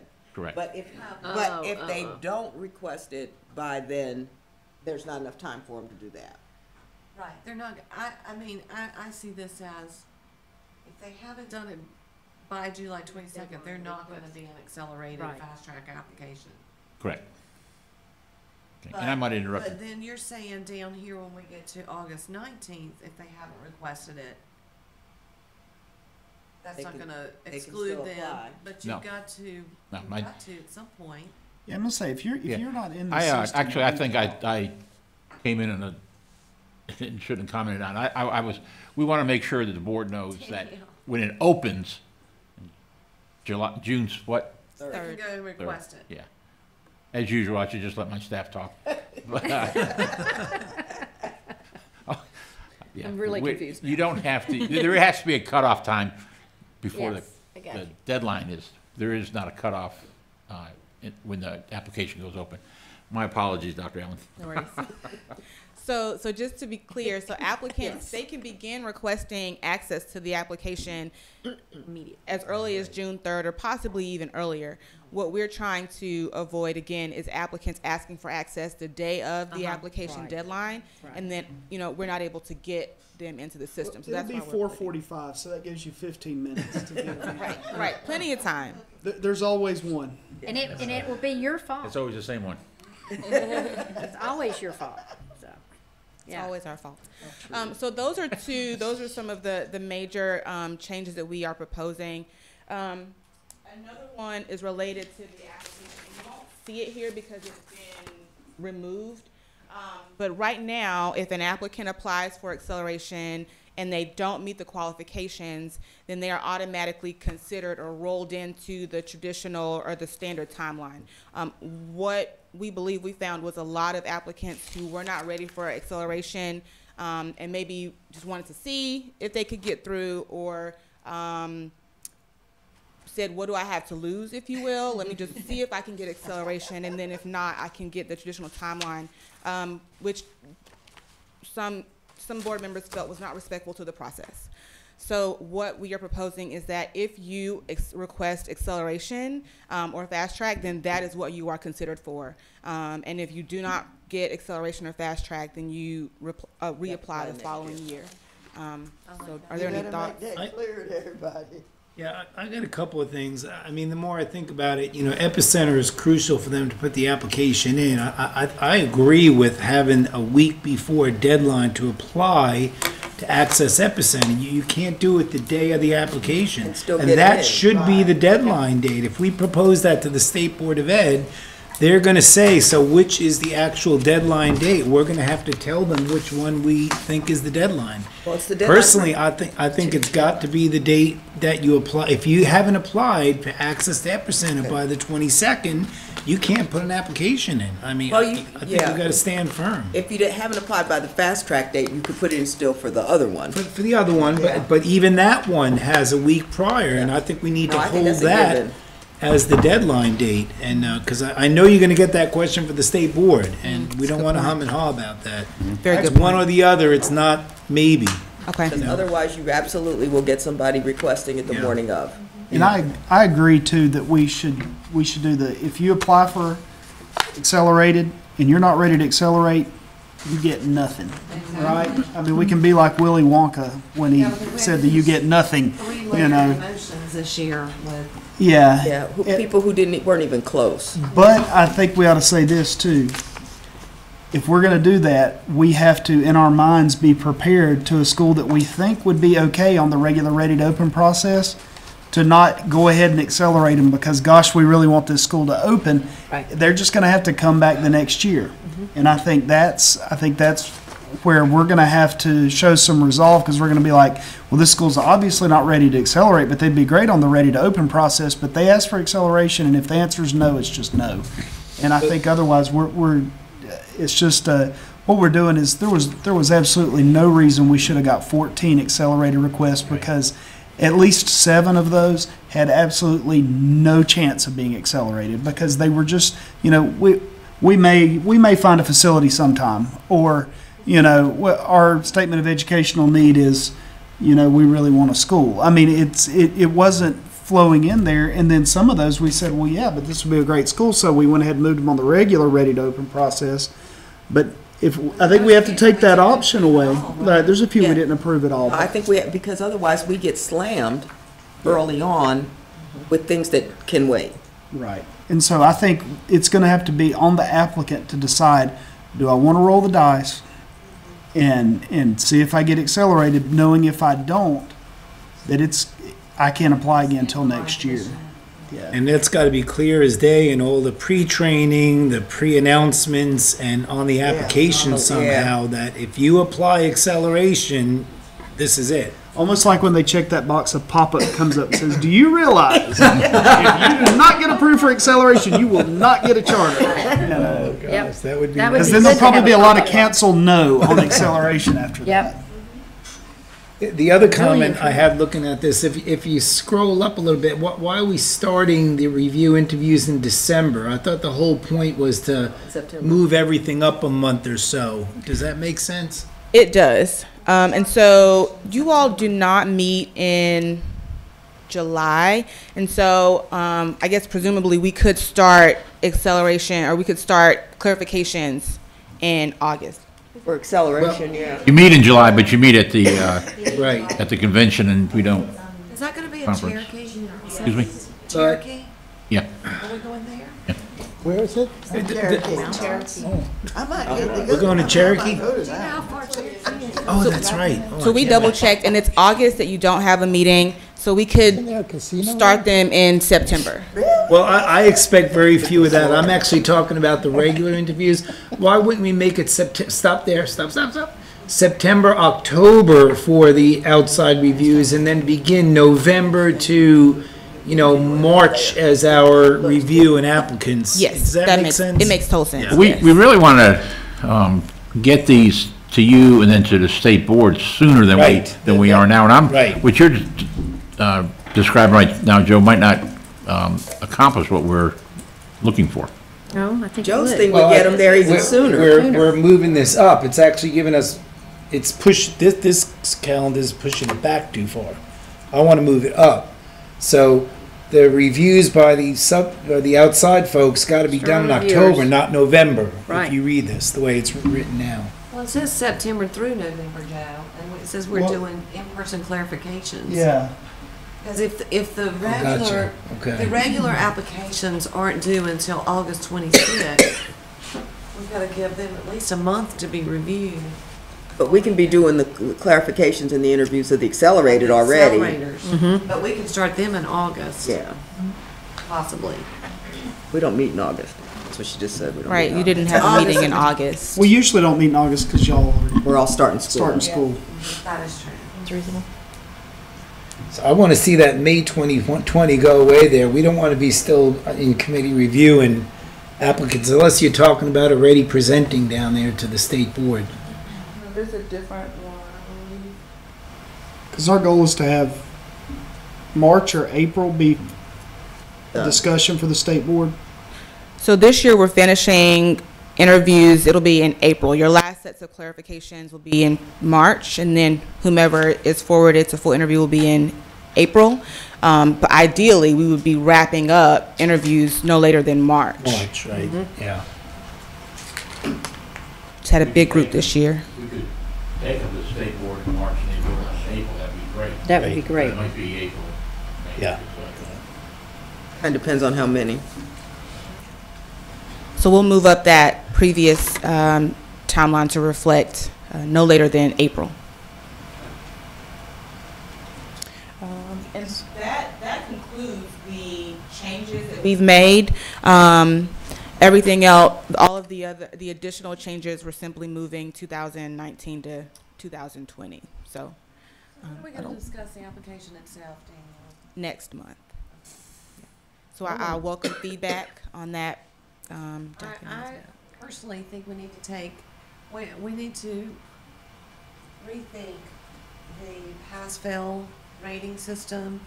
Either we want the external evaluators, either everybody uses a rubric, 1 to 5, 1 to 10, whatever we determine, and then we'll all have to be trained so that we are on the same sheet of music and using it objectively the same way.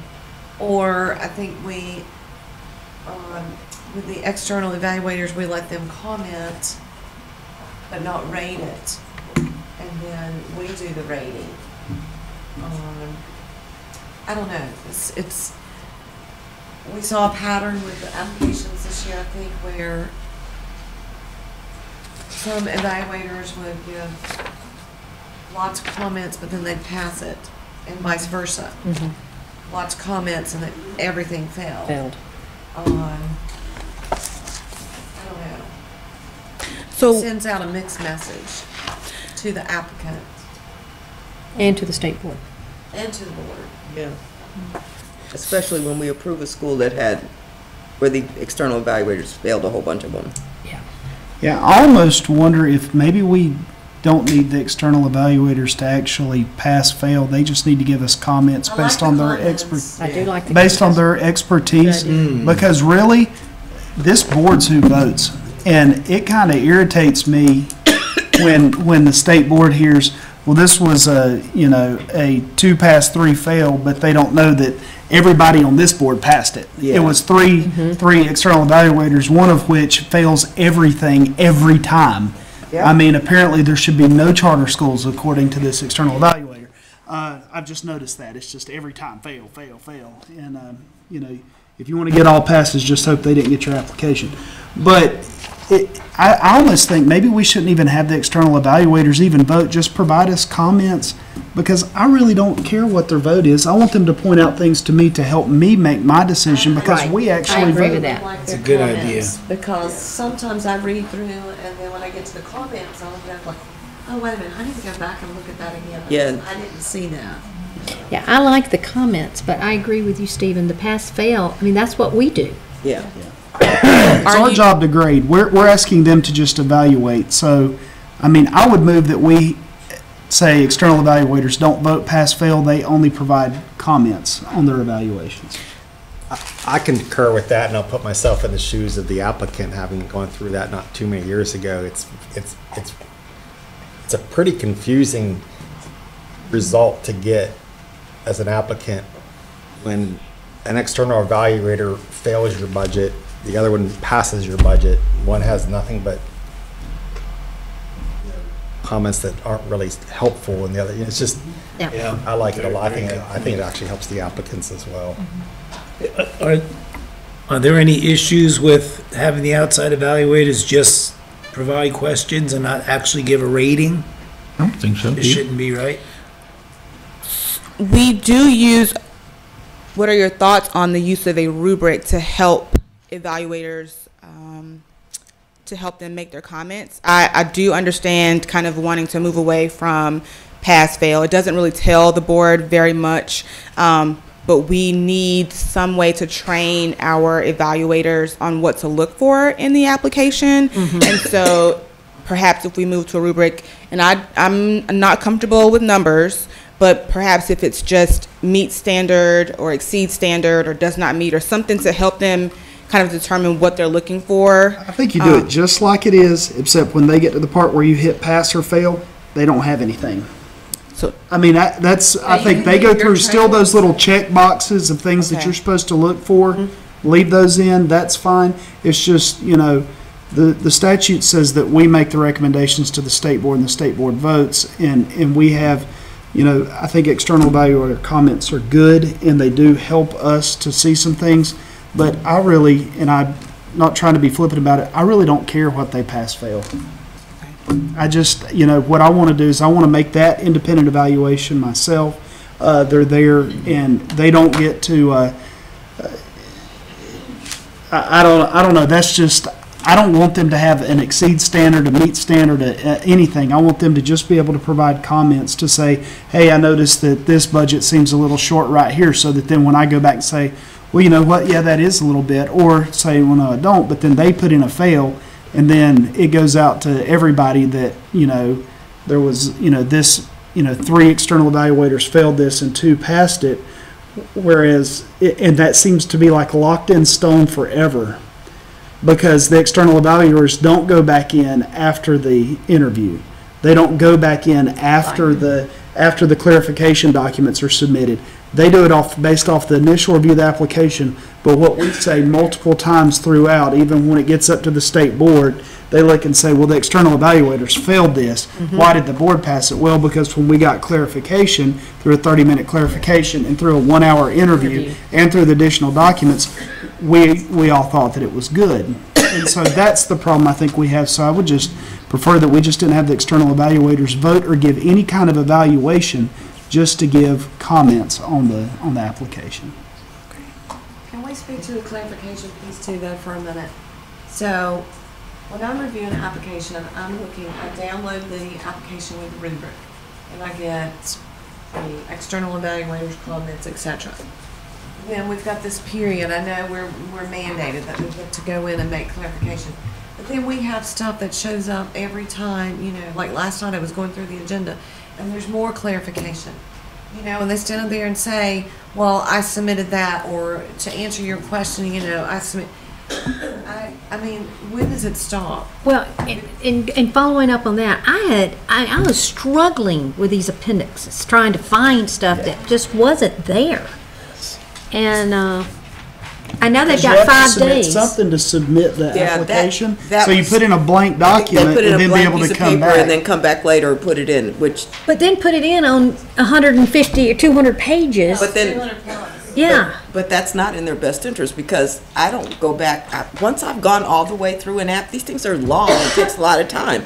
And I'm not going back and reading 200 more pages. That's my point. I've been up at 2 a.m. in the morning looking for for this stuff. the original stuff and, you know, the appendices that were there. And then it's unfair to external evaluators, it's unfair to us to have to then go search out all these other little pieces that have been added in, and, oh, why didn't you know that after the fact? Well, it wasn't in the application. They get a certain amount of time for clarification, and that's before we get them. Right, because so that's when that clarification stuff should, and that should be it. I know in Durrell Academy, not Durrell, Achievement Charter, it was really good. They took the external evaluators' questions and answered each one of them and put that in as a document. That was easy for me to follow when I was reviewing it. After the fact. That was in the original, in the clarification stuff that comes before. Okay, because it was also attached to what we're seeing today. Yeah. I mean, how much of this stuff could we move? We've got things that go in appendices.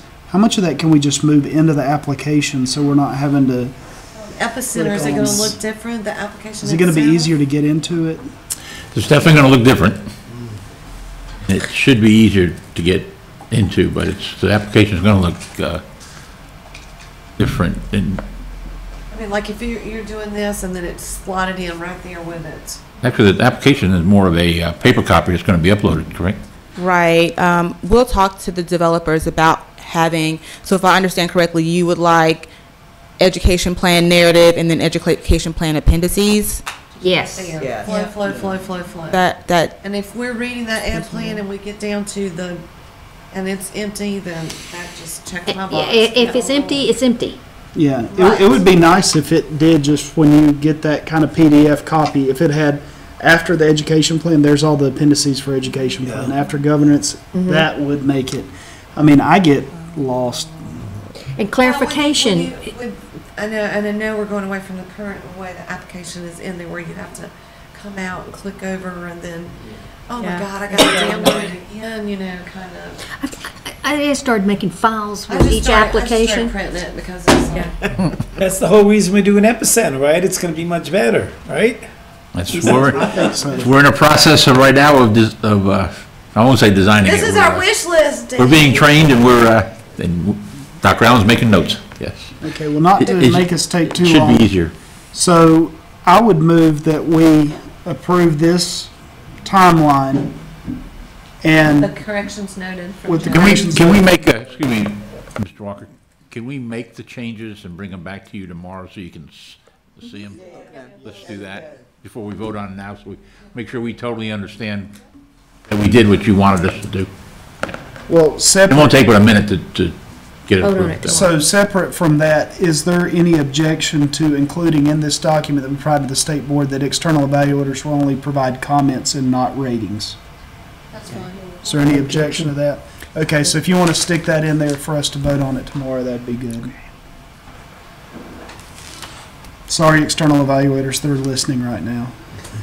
And so. We love your comments. For clarity, your grades. Is the concern that evaluators are they're not consistent in their ratings, and so we need to do more work to kind of norm those comments? Well, comments don't necessarily match ratings. Comments don't match ratings. So, okay. Yeah, I think we just want their comments. We want them to kind of point out things that we might miss rather than actually grade the application. The grading of the application is this board's job. But your standards that you use to train them by are fine as far as, acceptable or it's not meeting a standard, etc. I mean, they still need to know that piece. And those check-off things that they're looking for, that needs to stay in there. It's just that final thing where they say pass or not pass. Okay. I think it's on the certified page.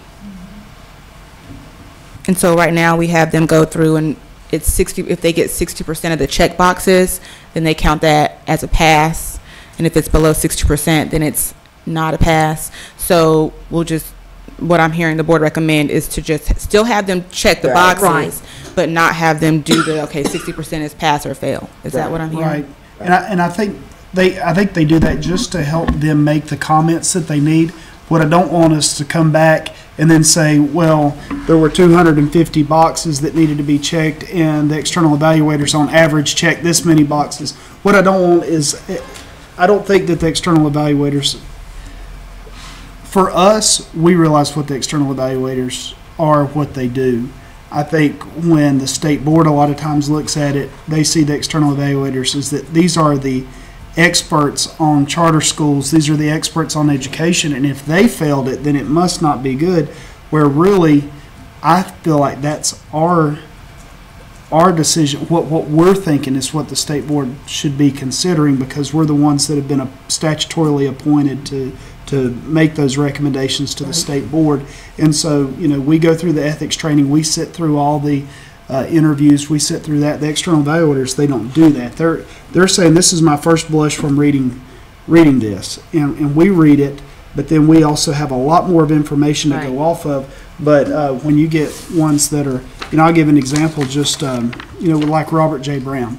The external evaluators were not very good on that, but when we were done, seeing the extra information when we were done going through the interviews, we approved that school to move forward on the regular ready to open timeline.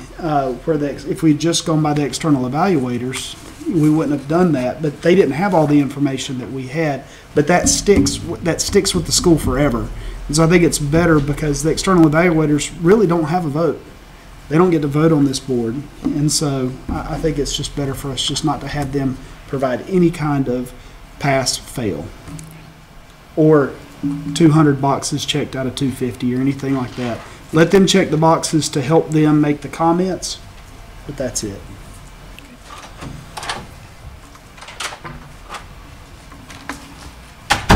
Any other questions or comments before I take Which I think makes it all the more important that when y'all review the things that we make sure we go in and put pass fail in the system ourselves too.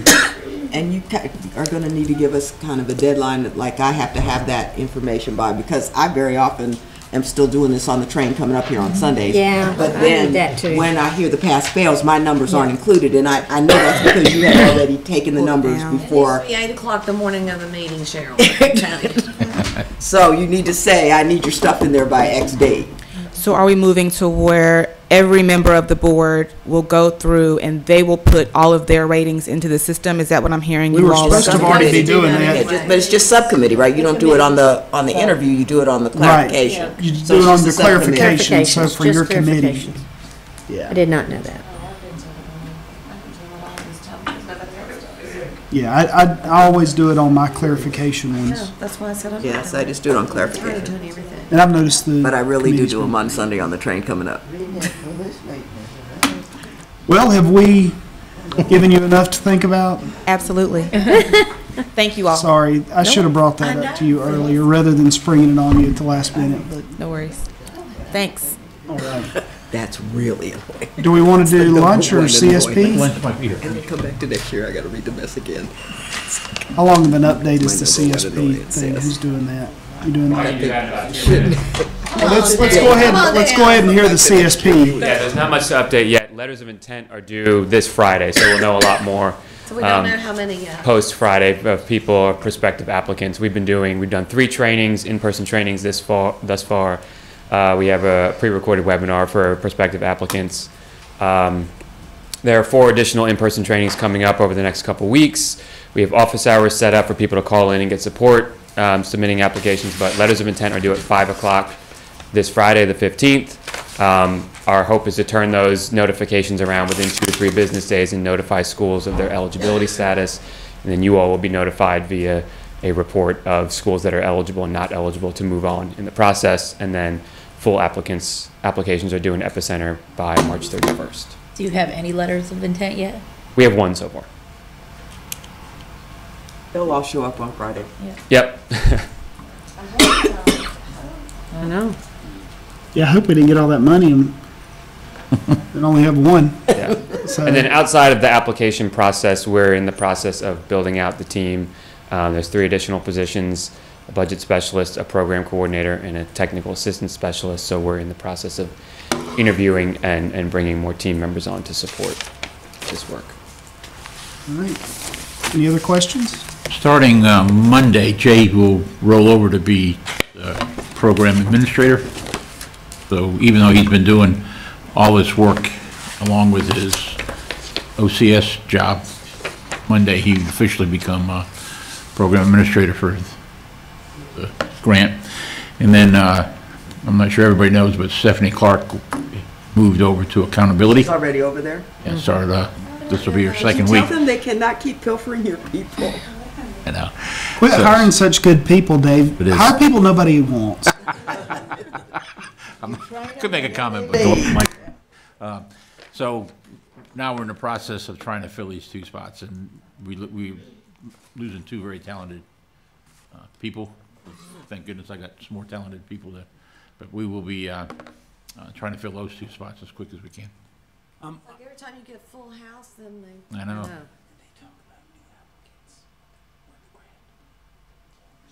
But lunch is here, guys. All right, well, we're going to break for lunch then. Let's just start back at 1:45, give us some time for lunch. So we'll start back at 1:45 with Leadership Academy of Wayne clarification.